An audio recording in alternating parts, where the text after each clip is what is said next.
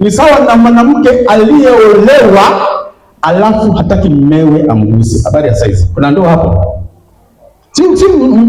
Yaani umeoa mke lakini anakuambia nitakupikia, nitakufulia, nitadeki, nitapasi, ila mimi na wewe tusi.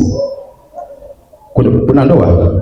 Sasa wewe unajua kwamba ushirika na Kristo unakamilishwa kwa huduma ya meza ya Bwana. Meza ya Bwana ni ubatizo wa waliobatizwa.